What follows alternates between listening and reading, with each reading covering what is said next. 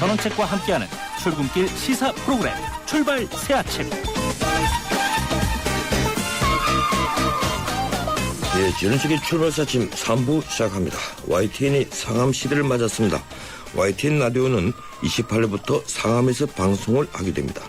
상암시대 개막을 준비하면서 출발 새 아침이 준비한 선물을 소개하겠습니다. 이 샤프 0945 우물정 0945로 방송에 의견을 보내주시는 분들 선정해서 살아있는 진실을 만날 수 있는 볼쇼의 아이스쇼 공연 티켓, 그리고 인생을 변화시키는 목적의 힘 난쟁이 핏대라는 책을 선물로 보내드리겠습니다. 잠시 광고 듣고 교통 상황 들으시겠습니다.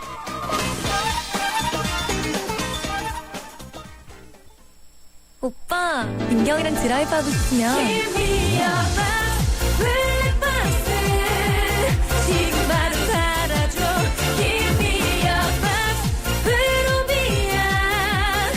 PFR 자체 기술 리얼리티 101%를 위하여. 나 강민경은 프로비아.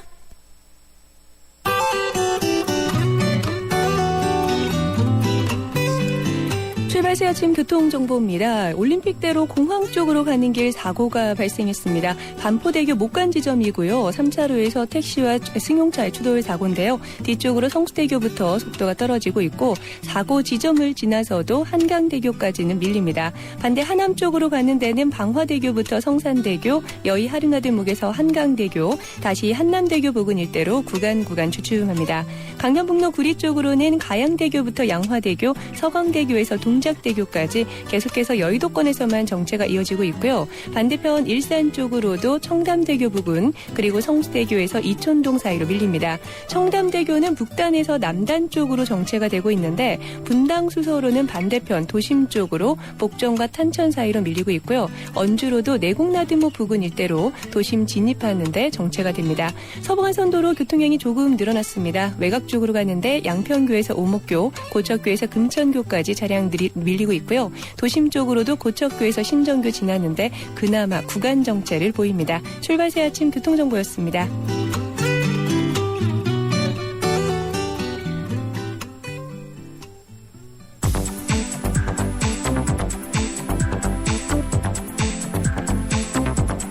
이 시간 주요 경제 소식, 경제 뉴스 브리핑. 예, 이번엔 경제 뉴스 알아보겠습니다. 한국경제신문 김민석 기자 전화 연결되어 있습니다. 안녕하세요, 김 기자님. 네, 안녕하십니까. 예, 오늘은 좋은 아침이라는 말씀 안 하시는군요. 네. 예, 어제 미국 증시 많이 올랐죠? 네, 미국 중앙은행인 그 연방준비제도 이사회가 뉴욕 증시를 살렸습니다. 최근 약세를 보였던 뉴욕 증시는 연준이 당분간 경기 부양과 초점리 기조를 유지하겠다 이렇게 시사한 데 대해서 시사하니까 시사한 힘입어서 큰 폭으로 올랐습니다.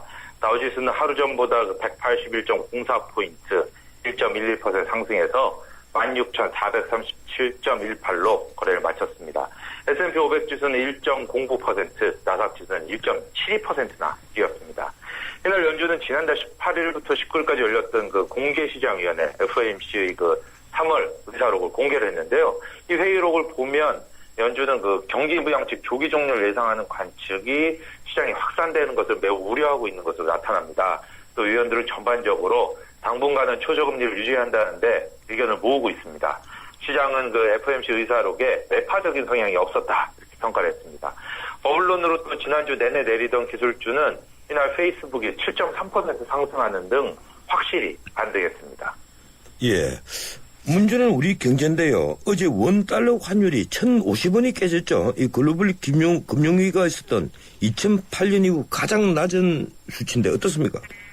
예, 어제 그 서울 외환시장에서 원달러 환율이 1,041.4원을 기록했습니다.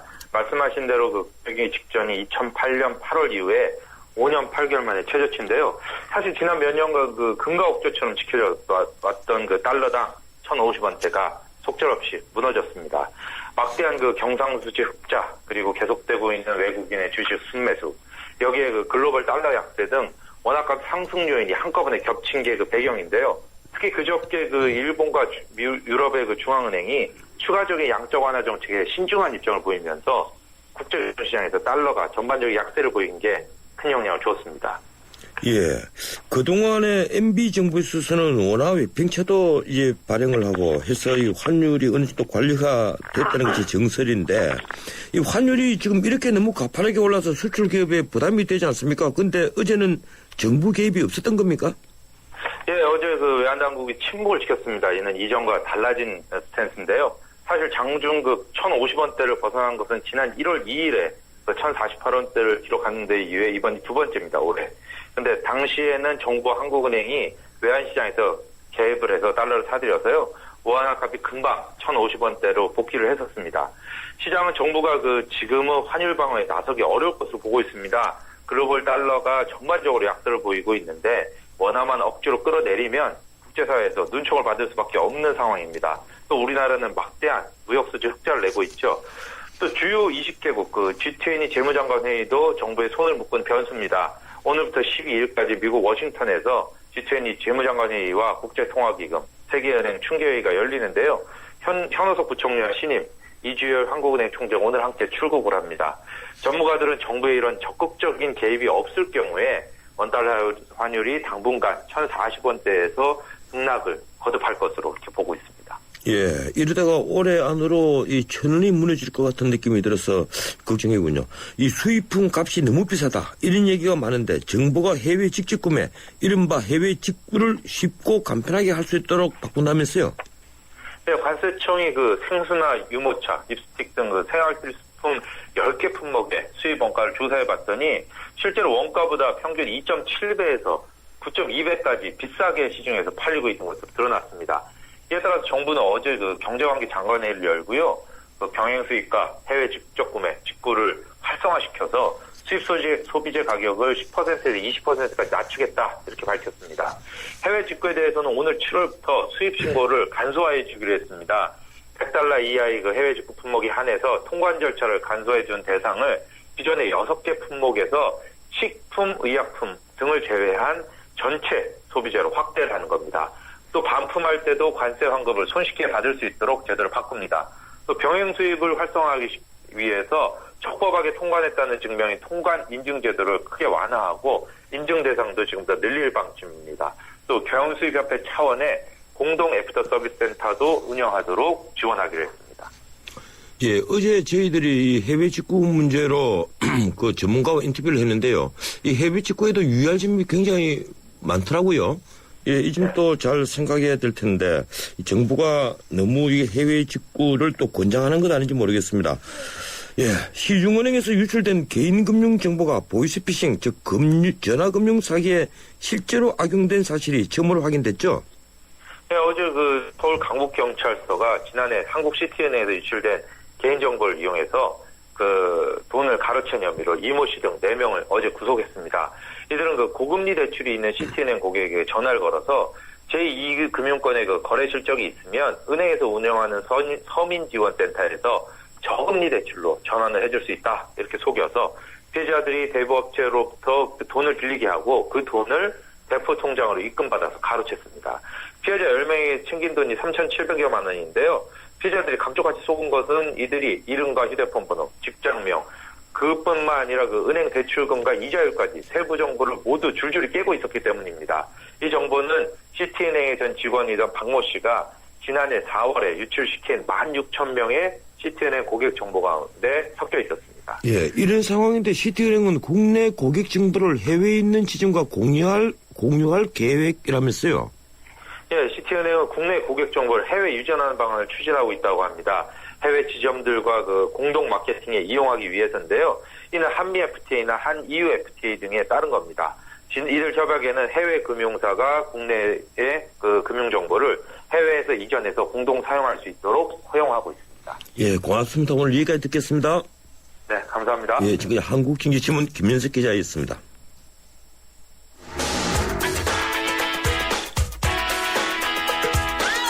안녕하세요. 배우 손창민입니다. 매일 아침 출근길을 밝혀주는 세상살이 길잡이. 여러분은 지금 저와 함께 YTN 라디오 전원책의 출발 새 아침을 듣고 계십니다. 일주일 사이 전자발찌 착용자 2명이 도주했습니다. 이 전자발찌는 현재 착용자가 1,826명에 이릅니다. 지금까지 훼손 도주 사례는 50여 건이고요. 올해만 벌써 5건에 이릅니다. 정모 씨는 전자발찌를 훼손하고 도주했고 박모 씨는 자고 있는데 송수신기가 빠졌다. 그래서 주머니에 넣어뒀다고 합니다. 박모 씨의 경우처럼 전자발찌 송수신기가 방전되면 위치를 확인할 방법이 없습니다. 허점투성인 전자발찌 시스템을 하루빨리 정비해야 한다는 목소리가 높습니다. 착용자는 늘어나는데 훼손 도주가 잇따라 발생하면서 국민들이 불안에 뜰 수밖에 없는 겁니다. 전문가 의견을 듣겠습니다. 동국대 경찰행정학과 임준태 교수 전화 연결되어 있습니다. 임 교수님 오래간만입니다. 안녕하세요. 예, 안녕하세요. 예, 이 최근 전자발찌 관리 실태가 도마 위에 올랐습니다. 우선 2008년 9월 처음 전자발찌 제도를 도입하게 된 이유를 좀 설명해 주시겠습니까? 예, 사실은 그 강력 범죄자 중에서 뭐 성폭력 범죄라든지 강도라든지 또 어린이 대상 유괴 범죄 같은 이런 이제 범죄자의 경우에 예, 그 재범성을 좀 그 방지하기 위해서 또 이러한 그 수용자들이 또 사회 복귀를 좀 더 촉진하기 위해서 정부가 도입한 그런 이제 보안 처분 제도의 하나라고 할 수 있습니다. 예, 그러니까 재발도 방지할 겸 또 사회 복귀도 그 일찍 좀 할 수 있게끔 하는 보안 처분, 새로 만들어진 보안 처분이었는데 이 그 전자발찌를 착용하게 하는 것은 어떻습니까? 뭐 법원에서 하는 겁니까? 아니면 바깥에서 하는 겁니까? 예, 통상은 그 형벌을 이렇게 수용 종료 후에 예, 이 검사가 그 법원에 청구를 해서 법원의 판결로 인해서 그 선고되는 내용입니다.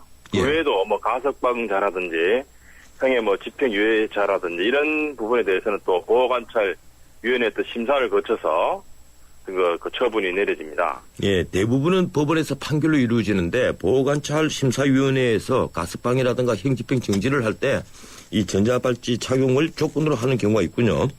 예, 그렇습니다. 예, 이 전자발찌를 착용한 범죄자들은 24시간 내내 관리되고 이동시간과 이동할 수 있는 지역이 제한된다. 이렇게 이제 알려져 있는데 구체적으로 어떤 식으로 그 지금 그 전자발찌 제도가 운행되고 있습니까?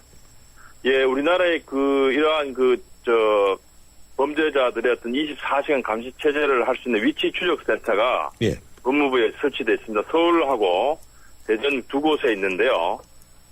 이렇게 선고된 그 범죄자에 대해서 재범 위험성 때문에, 집에서 차고 있는 이 전자 부착 장치하고, 또 평소에 휴대할 수 있는 휴대폰과 같은 작은 그 위치 추적 장치, 뭐 이런 걸 통해서 24시간 그 움직임 자체가 이 위치 추적 센터에 모니터링 됩니다. 예, 그런데 2008년 도입 이후에 이 전자발찌 총 누적 인원이 3,000명을 넘어섰더라고요. 그리고 현재 착용자가 1,826명. 이제 어제까지 숫자인데 이 관찰관 한 명당 10명을 관리 감독해야 한다. 이렇게 언론에 나왔습니다. 또 일부 언론에는 10명도 아니고 훨씬 더 많다. 이렇게 되어 있고요. 어떻습니까? 실제 상황이 어떤지 모르겠고 또 10명만 되더라도 사실상 감독이 불가능한 숫자 아닙니까? 어떻습니까? 예, 실제로 그 모니터 상에는 뭐 한 2분마다 예. 그 부착을 하고 있는 이제 그 범죄자의 어떤 그 잠재적 범죄자라고 이제 재범 우려가 있는 사람들이죠. 물론 이제 형기를 종료했기 때문에 범죄자라고 표현하기 좀 어렵긴 합니다만은 이 사람들의 어떤 그 일거수일투족이 이제 모니터는 계속 뜨긴 하지만 이상한 행동이라든지 또 경보음이 울린다든지 이런 경우에 즉각적으로 그 보호관찰관들이 이제 대응을 해야 되는데 실제로 그 인력이 부족하기 때문에 사각지대가 있을 수 있습니다. 예. 이 보호관찰관이 전자발찌 부착자 말고도 일반 보호관찰 대상자들 있지 않습니까? 특히 뭐 미성년 범죄자들. 예. 그런데 이 많은 숫자를 그 한 사람이 관리를 한다면 결국은 전자발찌 이 부착자들을 제대로 그 감시 감독을 못할 텐데 지금 정확한 숫자가 어떻게 됩니까? 예, 저도 그 보호관찰관들의 어떤 정확한 숫자는 제가 파악을 못했습니다만은 일선 그 보호관찰관들의 그 말씀에 따르면 예. 상당히 그 인력이 좀 부족한 실태이다라고 하고 지금 호소를 하고 있습니다. 예, 그렇군요. 인력이 많이 부족하다.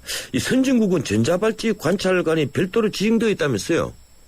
예, 아무래도 이제 영미 쪽에 우리보다 먼저 이러한 그 제도를 도입한 나라에서는 그 경찰과 보호관찰관들이 연계해서 상시 그 감시 체제를 그 운영하고 있기 때문에 우리보다는 훨씬 더 좀 나은 상태라고 할 수 있습니다. 예, 이 전자발찌를 차고 있는 사람들은 거의 대부분이 성범죄자들, 그것도 미성년자 성범죄자, 그리고 아까 말씀하신 대로 강도범들, 또 그리고 어린이 유괴범들, 이런 사실상 강력범죄자들인데, 재발 가능성이 높은 강력범죄자들인데, 이를 원칙적으로 계속 부착하고 있어야 되는데, 이번에 자양동 전자발찌 착용자인 박모 씨는 이게 방진이 되고 나서 전자발찌를 자기 겉옷에 넣어둔 채 도망을 갔다는 겁니다. 이 계속 몸에 지니고 있어야 될 텐데, 이 본인이 탈착이 가능한 겁니까? 방진이 되면?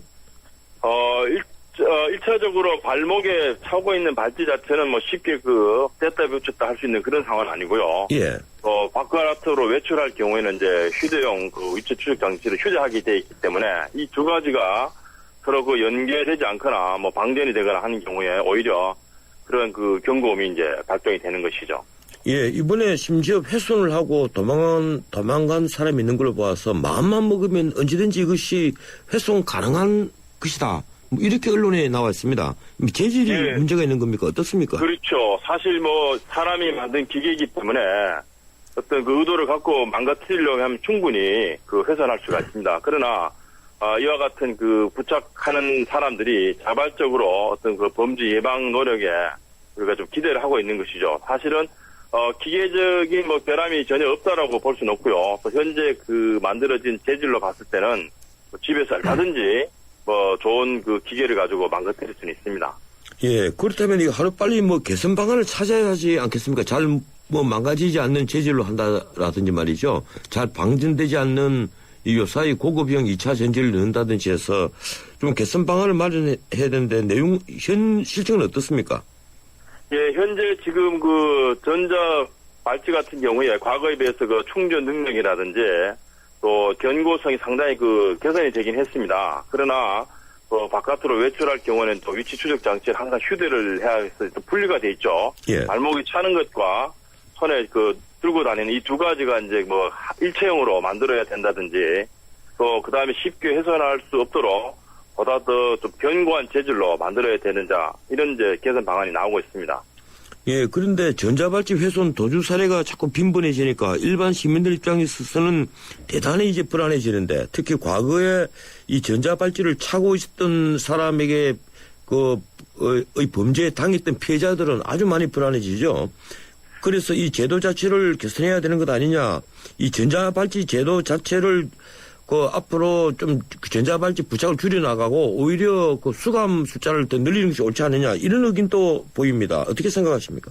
예, 사실은 이건 상당히 중요한 논란이 될 수 있습니다. 왜냐하면 예. 이제 우리나라에서 지금 교도소 수감자들이 선진국에 비해서 상당히 많은 숫자입니다. 약 평균 한 4만 5천 명에서 한 5만 명 정도 예. 수감되어 있는데 이런 경우에 이제 재범 위험성 때문에 교도소 수감하게 되면 그만큼 국민들이 이제 부담을 해야 됩니다. 통상 한 명의 재소자가 1년 동안 사용하게 되는 여러 가지 비용이 수천만 원 이르기 때문에 예. 범죄 위험성도 우리가 좀 예방을 해야 되고 또 국가의 어떤 재정적 부담도 또 감안해야 되기 때문에 이 전자발찌 제도가 지금 나타난 문제가 좀 있긴 하지만 그래도 적은 비용으로 또 이러한 범죄 우려 있는 사람들이 제 사회에 도움이 되는 그런 제도라고 나름대로 긍정적인 부분이 있습니다. 예. 지금 교수님께서는 이제 경찰행정학 전공이시니까 제가 의견을 하나 좀 듣고 싶은데요. 일각에서는 성범죄자 같은 경우에는 오히려 전자발찌를 참으로 해서 이 재발 가능성이 더 높다. 전자발찌를 차고 있으니까 이걸 피해서 몰래 재범을 하고 싶은 유혹에 빠진다는 겁니다. 심리적으로. 그래서 제2 범죄 가능성이 높다. 이런 의견도 있는데 그 점은 어떻게 생각하십니까? 예, 지금까지 전자발찌를 착용해서 통상적인 성범죄자들의 어떤 재범률이 상당히 좀 낮아진 것이 사실입니다. 이것은 여러 통계를 통해서 이 발찌를 하지 않은 상태에서 사회에 어떤 복귀시켰을 때보다 이런 차이점이 있기 때문에 지금까지 지적된 일본 문제점에도 불구하고 적은 비용으로 또 어떤 범죄 우려 있는 사람들의 인권 침해적 요소를 줄이면서 우리 사회가 좀 더 바람직한 방향으로 나가는데 기여를 하고 있는 것으로 평가되고 있습니다. 예. 아까 제가 그렇게 질문 드린 것은 일부 언론에 나온 일부 견해였군요. 이 전자발찌를 훼손하고 도주한 범죄자는 어떤 처벌을 받게 됩니까? 그렇죠.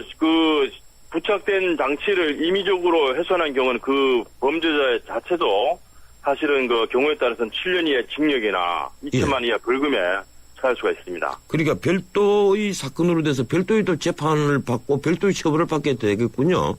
그렇죠. 예.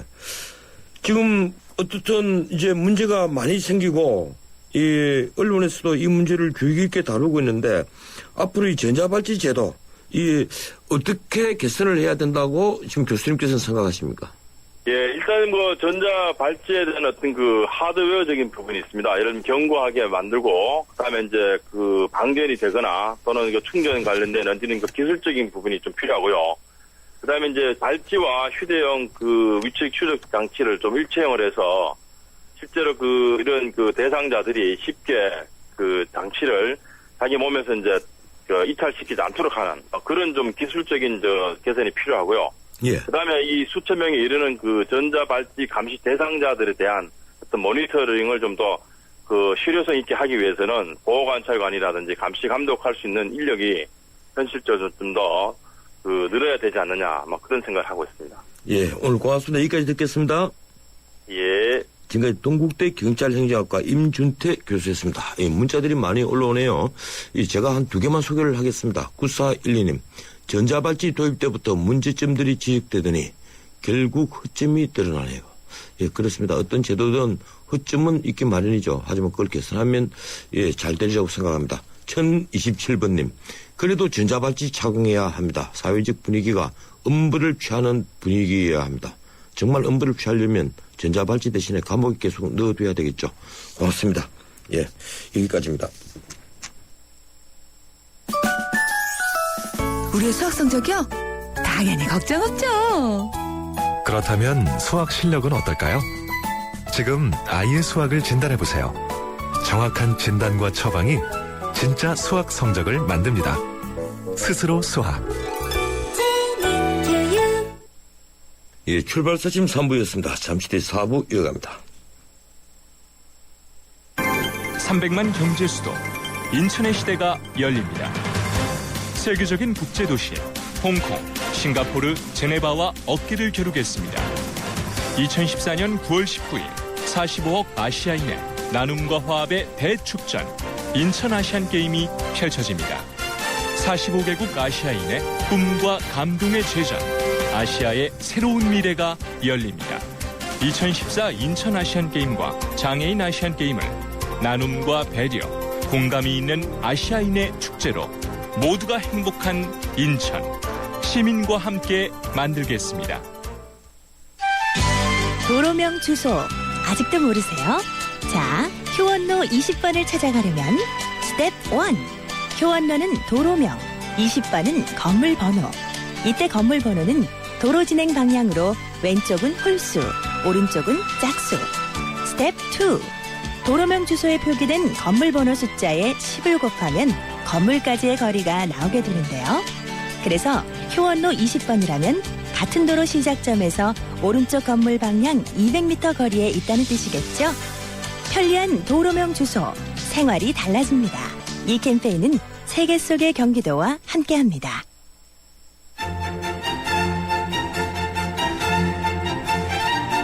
출근길 정통 시사 라디오 프로그램 YTN 라디오 전원책의 출발 새 아침. 예, 전원책의 출발사심 4부 순서 시작합니다. 광고 2개 듣겠습니다. 우리 수학 성적이요? 당연히 걱정 없죠. 그렇다면 수학 실력은 어떨까요? 지금 아이의 수학을 진단해보세요. 정확한 진단과 처방이 진짜 수학 성적을 만듭니다. 스스로 수학. 전 세계를 열광시킨 그가 돌아온다. 더 강력해진 적들의 등장. Nothing is what I thought it was. This is bigger than you, Peter. 진짜 전쟁은 지금부터다. Let's go catch a spider. 어메이징 스파이더맨 2.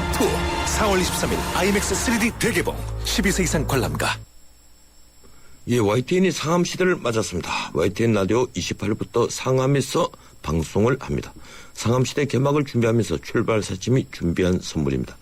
샤프 0945 우물정 0945로 방송에 참여해 주시는 분들 중에서 한 사람을 추첨해서 살아있는 진실을 만날 수 있는 볼쇼의 아이스쇼 공인 티켓 그리고 인생을 변화시키는 목적의 힘 난쟁이 피트 책을 보내드리겠습니다. 우리 사회를 달구는 뜨거운 이슈를 추적합니다. 출발 새 아침 이슈 포커. 매주 목요일 마련하는 이슈 포커스 시간입니다. 한 주간 주요 이슈를 심층적으로 분석해보는 시간이죠. 요즘 화두는 단연 규제 계획입니다. 규제는 암덩어리다. 처부수해야 될 원수다. 이 박근혜 대통령의 강도 높은 발언에 이어서 지난달 20일 대통령이 직접 규제 계획을 위한 토론회를 주재하기로 했습니다. 이후에 규제 완화에 대한 각 부처 그리고 국회의원들이 발의한 법안이 쏟아져 나오고 있습니다. 오늘 이 규제 완화에 관해 전문가 한 분과 의견을 나누겠습니다. 명지대 조동근 교수 전화 연결되어 있습니다. 안녕하세요, 조 교수님. 네, 안녕하세요. 네. 예. 이 규제 완화와 계획에 대한 대통령의 발언이 있은 후 사회 분위기가 좀 바뀐 것 같죠? 어떻게 생각하십니까? 기본적으로 풀어야 될 난제죠. 그동안 좀 미뤄왔는데요. 이거를 이제 정면으로 이제 쳐다보면서 이제 태클을 한 셈인데, 사실 이렇게 쉬운 여정은 아닙니다. 그러니까 뭐 아시겠지만은 이제 김영삼 정부 20년 전부터 규제 개혁을 얘기했거든요. 네, 근데 이제 그렇게 뭐 성과는 높지는 않습니다. 그래서 그런데 이제 왜 그런가 근본적으로 좀 그 규제 개혁이 안 되는 이유를 이거를 하나씩 이제 파서 그걸 제거하는 작업이 좀 돼야 될 것 같습니다. 네. 예.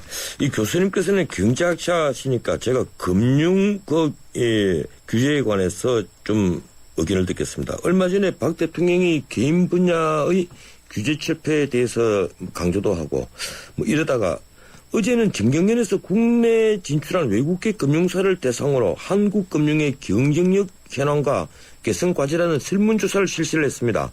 응답 기업의 64.2%가 한국 금융산업의 최대 문제점으로 과도한 규제 및 정부의 과도한 개입을 지적을 했는데요. 쉽게 말해서 금융규제입니다. 이 신재윤 금융위원장이 선별적인 규제를 적용하겠다 이렇게 밝혔는데 우선 금융 분야에서 어떤 규제 완화가 가장 절실하다고 생각하십니까? 근데 이제 사실 규제가 이게 좀 난공불락인 게 보면요. 그동안 이제 그 규제를 그렇게 협하기 어려웠던 그런 부분에 대해서는 합리화가 좀 이루어졌는데 예. 이 금융 쪽으로 보면 이제 건전성이라는 얘기를 이제 하기 쉽거든요. 그런 이제 공공성. 이제 그러다 보면은 금융도 물론 이제 기반 산업이기 때문에 인프라로서 이제 공공성이 있는데 사실은 이제 사기업의 어떤 경영의 어떤 활동으로서의 그 금융 산업입니다. 그렇기 때문에 규제를 뭐 없앨 수는 없겠지만은 그 규제 자체가 뭐 다양한 금융 상품을 개발하는데 좀 장애가 된다든지 또는 이제 그림자 규제라고 그러죠. 그래갖고 사실 규제가 아닌데 그 규제 역할을 하는 그런 것이 많이 있습니다. 그러다 보니까 이제 아시겠지만 그 산업적으로 볼 때 우리나라 뭐 삼성전자 있잖아요. 그런데 이제 삼성전자 필적할 만한 금융기업이 있습니까? 없잖아요. 그래서 예. 이제 그런 것들이 다 이게 원인을 좀 따지고 보면은 이게 좀 경쟁이랄까 어떤 창이랄까 이런 것이 이 금융 쪽에서는 싹 키우기 어려웠습니다. 구조적으로. 네, 그러다 보니까 이제 이쪽에 대해서 이제 손을 좀 보겠다는 것이 맞는 거죠. 네. 예. 그렇습니다. 예, 네. 말씀을 듣고 보니 참 우리나라의 이 글로벌 은행이 단 하나도 없군요.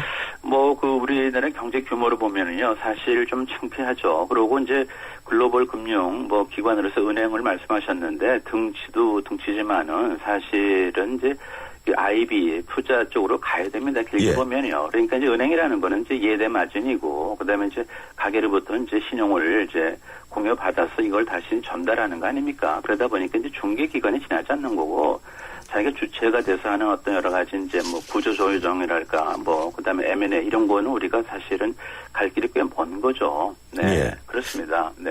예, IB 투자은행에 하나, 둘 정도 세계적인 투자은행이 있었으면 얼마나 좋겠습니까? 네네. 어쨌든 이 금융 분야 또 규제 완화를 너무 하게 되면 네. 이 과거에 우리나라에 지금까지 쭉 있어왔던 어떤 부실들, 예컨대 저축은행 부실 사태가 생길 수가 있고 네. 또 이번에 논란이 되고 있는 신용정보 유출 사태도 벌어질 수 있고 그래서 네. 어느 정도의 규제는 좀 있어야 된다 그렇죠. 이런 얘기도 이거는 있습니다. 이제 규제라는 건 뭐 사실은 예. 이제 일종의 이제 특히 금융 쪽은요 이제 건전성이고 이제 소비자 보호를 하듯이 금융 이용자 보호를 하는 거니까 요거는 그 규제라기보다도 이제 뭐 소비자 보호, 그다음에 조치 이렇게 해석을 해야 될 것 같고요. 그다음에 이제 그 기준 자체가 좀 애매하거나 그래서 이제 그 뭐 벌어지는 그런 사건들이 좀 많거든요. 그리고 이제 좀 전에 이 저축은행을 말씀하셨는데 그거는 사실은 이제 제도도 문제지만 거기에 있는 사람들의 어떤 인식의 문제가 있고요. 그리고 이제 뭐 규제 완화를 통해서 많이 이권을 챙긴 과거의 정치인들이 계십니다. 솔직히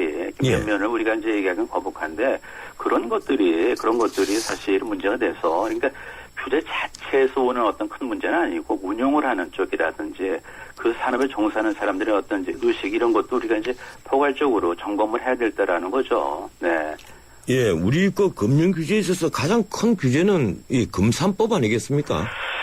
사실은 뭐 그렇게 볼 수 있죠. 그런데 이제 그것도 보면은 참 어려운 게 일각에서는 보면은 이제 뭐 재벌에 대해서 우리가 어느 정도 좀 뭐 이렇게 규제를 해야 된다고 얘기를 하는데 재벌이 실제적으로 보면은 몇 개 있는가 하는 것이 우리나라 경쟁력 지표거든요. 보면요. 그런데 뭐 금산 분리가 안 돼서 좀 큰 문제가 있는 건 아니에요. 근데 이제 뭐 미리 예방 차원에서 금산 분리하는 쪽도 있는데 그런 것에 어떤 그 좀 이해득실을 좀 잘 따져야 될 것 같습니다. 그러니까 이제 예방적인 차원은 좋은데 그 자체가 이제 기업의 어떤 구조라든지 어떤 행태 영향을 주면은 사실은 우리한테 손해죠. 네, 그리고 뭐 금산 분리가 안 돼서 지금 현재 문제가 된 건 없거든요. 그러니까 이거를 뭐 예방 차원도 좋지만은 하여튼 그 기업에게 어떤 옥조이는 역할이 되는 어떤 규제가 되면 안 된다 싶고요. 네, 그리고 이제 뭐 출자 규제 그런 건 좀 다 정리가 됐는데 하여튼 이제 금융 계열사 이우결권 이런 것들에 대해서도 우리가 좀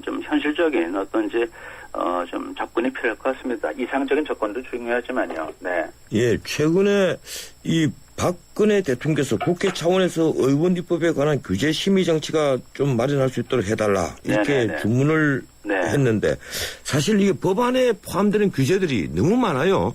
이 국회의원 숫자만큼 규제가 늘어난다 이런 얘기가 있을 정도입니다. 네, 사실은 이게 좀 중요한 그 화두를 이제 던지셨죠. 네. 아시겠지만은 이제 국회를 통하면은 좀 의원 입법 형태로 하면은 좀 규제를 쉽게 만들 수 있고요. 그다음에 법을 통과시키기 좀 쉽습니다. 그렇죠. 이제 그러다 보니까 이제 그쪽으로 가는데 한 뭐 8대2 정도까지 가더라고요. 그래서 이제 정부에서 주권을 위반하고 또 이제 법안을 통과시키면은 이제 국회 8건인데 그러다 보니까 이제 일종의 이제 우회 경로가 돼가지고 솔직히 좀 문제가 있어요. 그리고 어떤 법안 같은 경우는 불과 23, 4분에 통과된다고요. 만약에 이게 이제 정부에서 했다면 아마 몇 개월이 걸릴 수 있는 건데 이거 보면은 여야가 합의만 하면은 뭐 진짜 금방 통과시킬 수 있는 것이 또 법이거든요. 그런데 이제 뭐 법을 전공하시지만 법이라는 게 꼭 입법만이 법은 아니고 법제법이기 때문에 우리가 이제 뭐 국회에서 하나 둘 셋 개 뭐 그냥 방망이 치면 법이 된다라는 생각 자체가 문제가 되는 거죠. 그래서 이제 그걸 포괄해 갖고 좀 법에 대해서 우리가 좀 한번 좀 재정의를 해야 될 것 같습니다. 뭐 여태까지 이제 우리 뭐 사회 관심은 뭐냐면은 이제 뭐 어느 뭐 국회의원이 이제 얼마만큼 이제 법을 만들었다 이렇게 얘기를 했는데 앞으로는 이제 중요한 법을 만들었을 때 그것이 부작용이 좀 많이 드러나면은 그 법을 만든 사람이 설명 책임을 좀 지고 나중에 어떤 형태로든지 정치적인 책임을 지는 쪽으로 이렇게 유도되는 것이 맞다고 생각합니다. 네. 예. 근데 최근에 그 국회에 발의된 규제개혁 법안들도 살펴보니까 이것도 좀 문제가 있어 보여요. 이 39건 정도가 되는데 이 법안들 중에는 특정 기업만을 위한 규제개혁도 보이고 또 난개발을 유도할 수 있는 법안도 있더라고요. 어떻게 보셨습니까? 네, 사실은 뭐 좀 이런 지적을 좀 많이 해주셔야 되죠. 뭐 주변에서. 그런데 이제 규제 개혁의 어떤 이제 큰 틀에서 볼 땐 규제 개혁이 맞는데 이게 본물을 이루면은 사실은 옥석이 구분이 안 되고요. 그렇잖아요. 지금 말씀하신 대로 그럼 되겠습니까? 난개발을 그다음에 특정 기업. 그러니까 우리가 규제 내지 법이라는 건 일반적인 이익을 보호하는 거고 보호할 만한 이익을 보호하는 건데 뭐 특정 개인이나 기업에게 특정 이득을 가져다 주는 건 그거는 아니죠. 그래서 이제 이런 것이 이제 묻혀서 갈 수가 있고요. 또 이번에 뭐 규제 개혁을 한다면서 또 사실은 이제 본물을 이루면서 규제가 늘어날 수가 있어요. 또 보면요. 이제 그런 걸 포괄해 갖고 우리가 이제 그야말로 이제 규제를 보는 그다음 법을 갖다 이제 통과시키는 어떤 절차에 대해서도 한번 이제 큰 반성이 필요하다고 이제 생각이 되고요. 그리고 하나 좀 떠오른 팁이 있는데 2009년대 우리가 그 글로벌 금융 위기를 잘 극복을 했어요. 예. 네, 0.3%라는 어떤 진짜 당시에 OECD가 마이너스 3.2%였어요. 예. 우뚝 쓴 건 뭐냐면 그때 우리가 오로지 경제만 쳐다봤어요. 그러다 나중에 이제 경제 민주화가 나오고 나서 이것이 이제 뚝뚝 떨어진 거 아닙니까? 그러다 보니까 규제라는 것이 진짜 실물 경제 성장의 중요한 인프라가 되더라는 것이 확인된 거죠, 지금요. 예. 그러니까 그때도 뭐 아시겠지만은 뭐 경제 민주화라는 카트에 그러니까 경제 민주화라는 카트에 담으면 그것이 법이 됐잖아요. 예, 그래서 이제 그런 걸 반면 교사를 삼아서 우리가 진짜 뭐가 해제가 돼야 되고 뭐가 또 규제가 강화돼야 될지를 우리가 엄밀히 좀 하여튼 좀 구분하면서 지혜를 모아야 된다고 생각합니다. 네. 예. 이 규제 개혁을 하면 이 중소기업에게 피해가 간다. 또 이런 얘기들이 있기 때문에 네. 이 과거에 이제 노무현 정부 때 중소기업 고유업종 네네. 그리고 이번 MB 정부에 들어와서 중소기업 적합업종 네네. 이걸 이제 시행하고 있지 않습니까? 네, 그렇죠. 예, 그래서 정부에서 한때 먹거리라고 주장했던 하면서 대기업 보고 투자를 하라고 네. 요구를 했던 LED 사업 네네. 그리고 심지어 뭐 포장두부, 양복 그리고 외식 산업 네. 이게 전부 다 대기업이 참여를 못하도록 하니까 그럼 중소기업에게 혜택이 가야 되는데 네. 그게 아니고 외국 대기업들에게만 혜택이 가더라 이런 얘기가 있거든요. 예, 어떻게 보셨습니까? 네, 그거 조금 뭐 정확히 지적하셨고요. 그리고 뭐 사실은 이제 이게 적합업종에 대해서 저도 뭐 부정적인 시각에서 이제 이렇게 얘기를 했던 사람인데 그 당시에는 너무 좀 이렇게 그럼 쉽게 생각한 거죠. 누구를 밀어내면 그 빈자리가 누구에서 채워진다. 절대 그렇지 않습니다. 뭐 목동이 뭐 양을 갖다 몰고 가듯이 이렇게 법을 통해서 고객을 몰고 갈 수는 없거든요. 그러다 보니까 그야말로 이게 누구를 위해서 누구를 희생을 요구하는 아주 이런 불리한 규제가 됐습니다. 그러니까 저는 그렇게 생각해요. 뭐 다른 시각에서 뭐 보는 분도 계시겠지만 그래서 이제 특히 이제 지금 얘기하신 대로 이것이 좀 이슈가 되는 것 같은데 그러니까 이제 금년 8월이면 이제 재지정을 해야 되고요. 그다음에 이제 신규를 또 이제 뭐 34개 업종인가 이제 지정을 한다고 그러는데 이 관련해서 좀 신중해야 될 것 같아요. 바꿔 말씀드리면은 로드맵을 통해서 조금씩 축소하는 게 맞다고 생각합니다. 예. 이게 잘못하면은요, 정부가 나서서 다 모든 걸 책임져 준다라고 얘기를 하는 거가 되는데 이게 불가능하거든요. 그리고 예. 지금 얘기하신 대로 그렇잖아요. 그러니까 뭐, 그 대기업이 밀려난 데를 사실은 그걸 뭐 중소기업이 채운다는 법은 없고요. 그리고 그 과정에서 소비자는 소비자들 불편하고 또 그렇다 중소기업의 성장이 또 촉진되냐 그것도 아니고 그냥 현실에 안주만 되다 보면은 가장 최악의 조합으로서 소비자 불편하고 경쟁이 질식되다 보니까 중소기업의 경쟁력이 또 떨어지고 그것이 우리나라 전반의 어떤 경제 활력을 낮출 수 있어요. 그렇기 때문에 이 적합업종만큼은 요번에 좀 차지했던 로드맵을 통해서 점차 페이드아웃이라고 그러죠. 좀 이렇게 축소하는 쪽으로 가고 경쟁을 통해서 자기 먹거리를 만들고 자기 영역을 구축한다라는 식의 어떤 인식이 받아들여져야 될 거라 생각합니다. 네. 예. 이 LED 사업 같은 것은 서울시청, 네. 대한민국의 수도인 서울 시청 신청사 거기를 어스람 이 등을 밝히고 있습니다. 거기에다가 이 포장두부 같은 경우는 네, 우리나라 콩 생산업자들 한 2천여 명이 동반생장위원회에 가서 네네. 항의 시위를 했지 않습니까? 그러니까 이제 그게 사실은 이제 예견이 안 된 건 아니었어요. 그런데 이제 보면은 그런 면에서 적합업종을 고집한 분들의 어떤 설명 책임이 필요한 부분인데 이게 그렇지 않았죠. 그리고 또 사실은 참여정부에서마저도 이 적합업종, 전신 구역종을 폐지를 했잖아요. 그런데 예. 이제 그래도 어떤 형식 논리상 보면 시장 확대를 꾀하는 이런 이제 이명박 정부에서 이것이 부활되고 강화됐다는 건 참 아이러니죠. 네, 그래서 지금 뭐 말씀하신 대로 좀 그게 좀 맞습니다. 그리고 어떻게 콩 같은 거는요, 대기업이 이제 수매를 안 해서 농민도 힘들고, 그리고 이제 대기업 빠지면서 두부 시장 자체가 규모가 줄었어요. 예. 그러다 보니까 이제 두부 산업에 종사하는 거기 모든 이제 그런 쪽도 좀 피해를 본 거죠. 그래서 이제 대기업의 그런 시장을 견인한 이제 그런 것이 이제 없어진 결과, 뭐 중소기업에게 혜택이 돌아갔다고 봐지진 않습니다. 그래서 예.